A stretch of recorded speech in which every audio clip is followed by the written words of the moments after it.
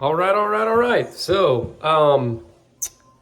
hope everybody had a Merry Christmas if you celebrate Christmas. I'm making this video now on the 28th.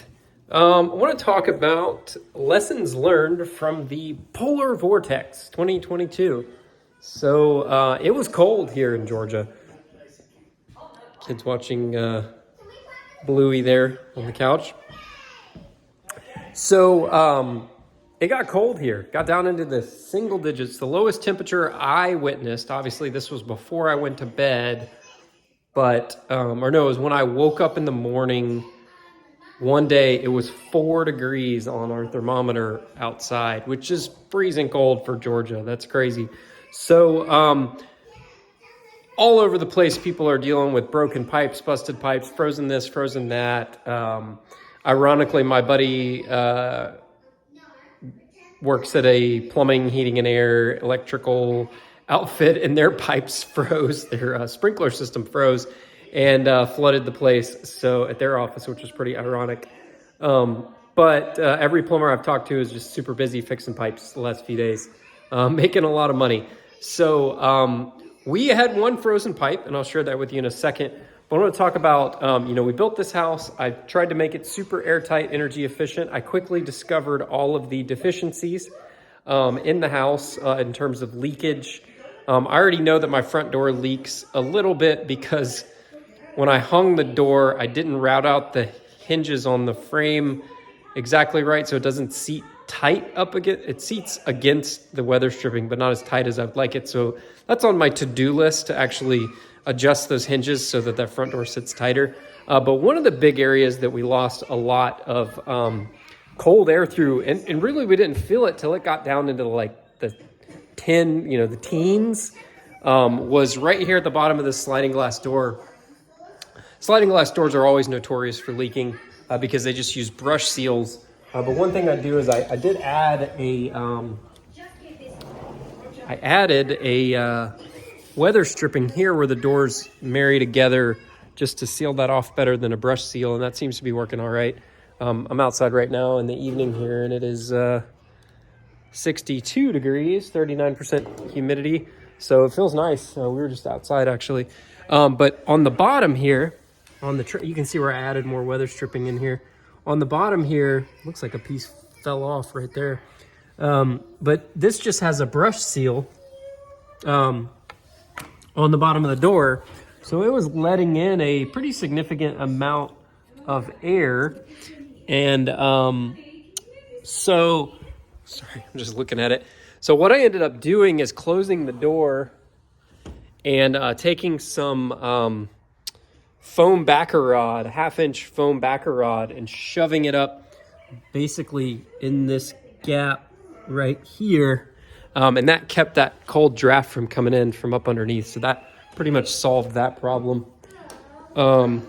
We also, sorry, this door needs to be adjusted too. It sticks when the weather and humidity changes. That one sticks, so I need to adjust the tightness of it on the frame. So what else got cold? So just minor drafts on the windows. I mean, we didn't spend like a ton on like super high-end windows, but I did do like sort of a middle of the grade vinyl window. And they were a little drafty, just barely.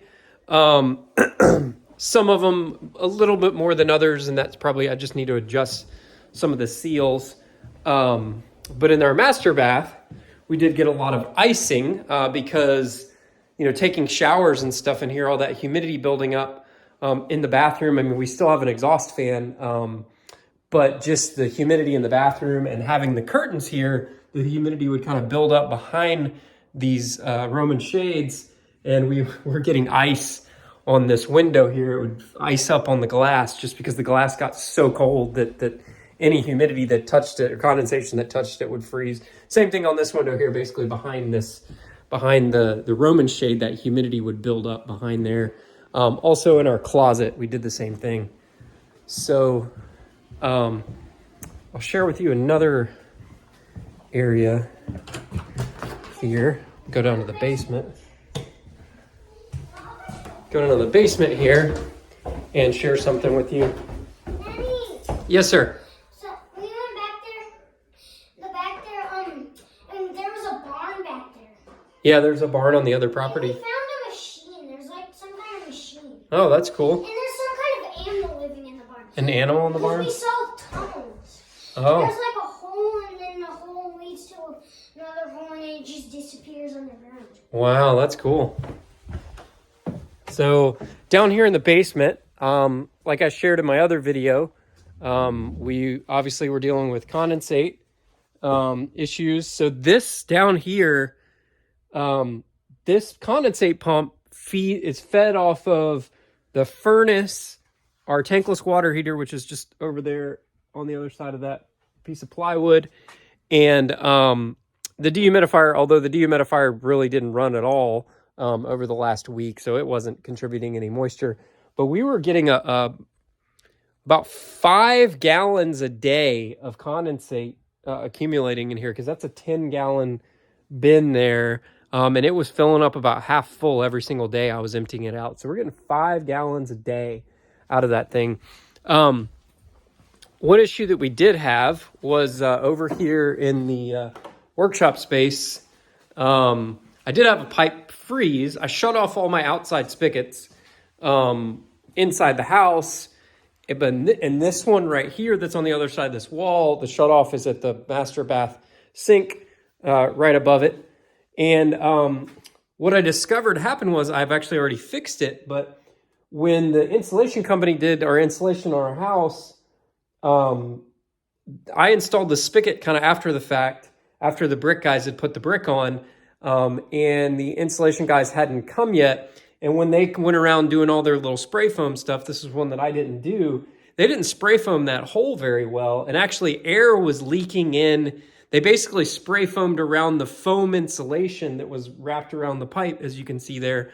But they didn't do a very good job, because, I mean, you got to think, these guys that work for this insulation company are probably paid very, very little, and they just do their job and they check their boxes. I mean, it was kind of a joke as to the spray foaming they did, and all the gaps and cracks was just like, they were just there like, I'm just here to do a job, thanks, bye. Like, it was kind of a joke. Even though I told their boss, I said, I don't need you to do that because I already did all that. And he said, I know, but if I tell them not to, then they're going to ask me whether I should or shouldn't on the next job, and blah, blah, blah. So anyways, that was actually leaking cold air, and it actually froze this section of pipe that's now spray foamed. There was ice blocking that. So I had to, I needed to use the hose outside. Actually, the painters were painting the house that they're building next door here, and they needed some water because the water was frozen at their site. So I said, oh, you can use this one. And then that one, I turned it on upstairs, but the water wasn't coming out. Turns out it was frozen. I thawed it out outside with a heat gun, but then inside I quickly realized that it was frozen inside the wall. So what I actually, there must have been some residual water that was stuck in the line. I did turn it off upstairs and then open up the valve, although, you know, breaking that vacuum, it doesn't drain everything out. So, what I ended up doing is just cutting the wall open here. And that's when I discovered that there was an air leak in there, and cold air was getting in that spot. And it had basically frozen some water in that pipe and blocked it. So I just stuck a space heater right here on the inside, and within a couple minutes, it let free and it started flowing through. So I also, as a precaution for next time, I came in and used some can spray foam and essentially just sealed the crap out of that and put a whole spray foam envelope around that, because you can see we just have bats in the walls right there. So I sealed that up. So that shouldn't freeze again in the future. And then the basement, like I said in the other video, I turned on the space heater, this oil-filled heater in here, just to keep the basement temperate. It had gotten down to about 64 degrees. Right now it's at 66. So this space heater seems to be keeping the temperature down here. Just have this one, and this is a 2,200 square foot basement. Just have this one little oil-filled space heater here, and it seems to be keeping this, it's running on high, but it's keeping the basement pretty temperate. It's 66.6 degrees, 45% relative humidity. The humidity got as low as 43% down here, ticked back up, and kept the basement nice and warm and comfortable. So everything was fine here in the basement. And in our garage, I insulated our garage when we built. So I did 2x6 walls. I've got we spray foamed the ceiling in the garage. And then we've got R19 bats in the walls. And then I did the extra thick insulated garage doors. They're like 2.5-inch thick, like Clopay garage doors. And the coldest the garage got was 51 degrees. So it got down to 51. And then during the daytime each day, it ticked back up to about 53. Now it's back up to almost like 60 degrees in the garage. But the coldest the garage got was 51, which was kind of cool. So that's sort of what happened. You know, we had the condensate issues with all that condensate freezing. I'll go out here and show you where everything was coming out here. So our condensate, all of our HVAC stuff kind of comes out right there. So what I actually did to solve the condensate was just disconnect this 90 here, because it's not even glued on. It's just like friction fit on there. So I just melted that a little bit, disconnected that piece of pipe, and I just let the condensate just drain straight out. And I mean, every day I was getting big giant icicle. Like every night I'd come out here, I'd thaw that thing out about 3 times a day. Just take a heat gun and heat it up, thaw it out, chunk out the ice with the long screwdriver, get the ice out, and that seemed to do the trick.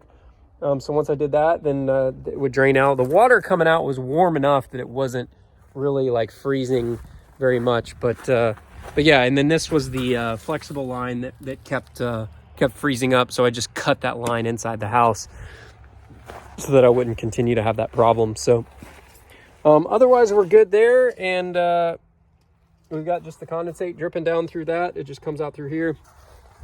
Had no issues with the gas meter.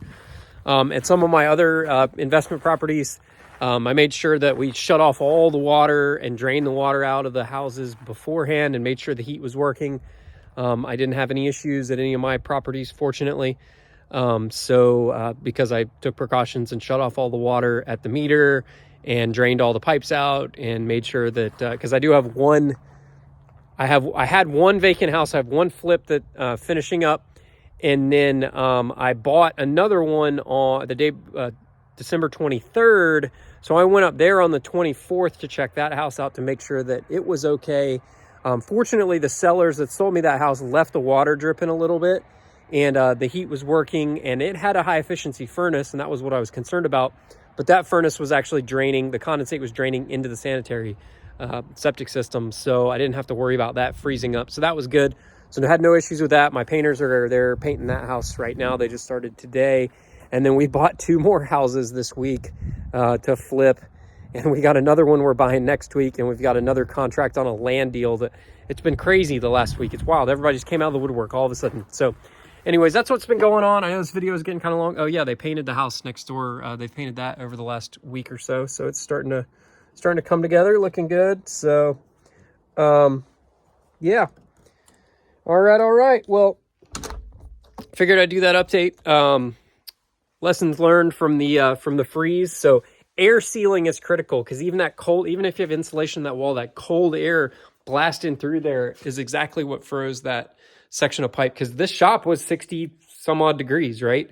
It was perfectly warm in here because it's wide open to the rest of the basement. So it had frozen in the wall because that cold air was getting in through that hole, the hole that was cut out where that pipe was going through, because that wasn't adequately sealed. That cold air was coming in. I didn't have any issue with the other ones. I haven't turned them on, but those are all buried in the walls too. But I didn't have the same issue on those because we didn't have to deal with the brick on those. So anyways, thanks for checking it out. We'll see you later. Bye.